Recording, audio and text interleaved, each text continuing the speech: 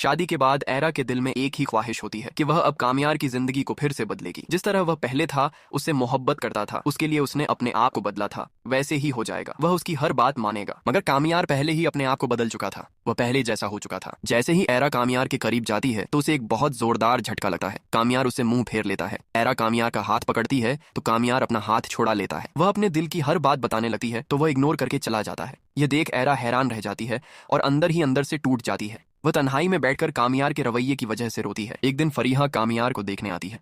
Fariha era की वजह से दिल ही दिल में जल रही होती है।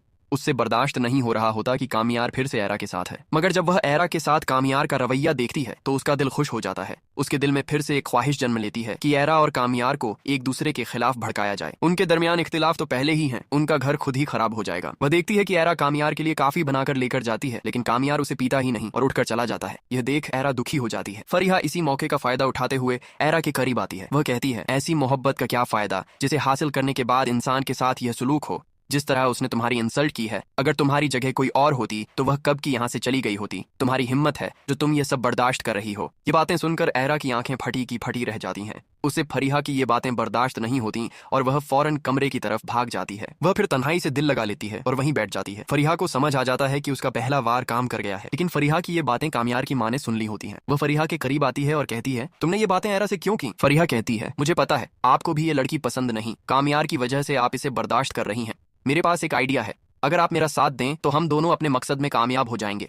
मुझे पता है कामयार की एक शादी हो चुकी है, एक बार टूटी भी है, मगर दूसरी शादी भी उसकी हो सकती है। कामयार की वालिदा कहती है, क्या मतलब? कामयार और वो भी दूसरी शादी करेगा? कैसा मजाक कर रही हो? फरीहा कहती है, आपने देखा नहीं एरा और कामयार का एक दूसरे से रवैया। अगर हम इसी रवैये को और तल्ख कर दें, भड़का भड़का कर मोहब्बत को दुश्मनी में बदल दें, तो हम अपने मकसद में कामयाब हो जाएंगे। ये बातें सुनते ही कामयार की माँ का शैतान दिमाग काम करने लगता है और वह कहती है, इस बात में कोई शक नहीं, मैं कामयार को तुम्हारे साथ देखना चाहती थी, मगर कामयार की जिद की वजह से हमें उसकी बात माननी पड़ी। मगर अभी भी कुछ बिगड़ा नहीं। फरीहा कहती है, तो फिर हाथ मिलाया जाए, हम पार्टनर हैं। पीछे से कामयार की दादी उन दोनों को देख लेती है। उसे समझ आ जाती है कि जरूर ये कुछ न कुछ करने जा रही है। वह फौरन एरा के पास जाती है। जब वह एरा को देखती है तो वह रो रही होती है। दादी उसके पास बैठती है और कहती है, तुम्हारे साथ क्या हुआ? क्या तुम्हें कामयार की माँ ने कोई बात कही या फिर फरीहा ने कुछ कहा? एरा कहती है, फरीहा और कामयार की वालिदा की बातों से कोई फर्क नहीं पड़ता। जब कामयार ही मेरा साथ नहीं दे रहा, उसने मेरी बात मानकर मुझे अपना तो लिया, मगर क्या फायदा अपनाने का जब उसने देनी ही मुझे सज्जा है और जमाने के हाथों से मुझे रुस्वा और जलील ही करवाना है। कामयार की दादी एरा को दिलासा देती है, उसके दुख को थोड़ा कम करती है और उसे एक प्लान बताती है। वह कहती है, कामयार को अपने हाथों में कर लो। इस प्लान पर अमल करके फिर वह खुद ही तुम्हें जमाने के हाथों से रुस्वा और जलील होने से बचाएगा। एरा को तसल्ली मिलती है, उसके दिल में सुकून पैदा होता है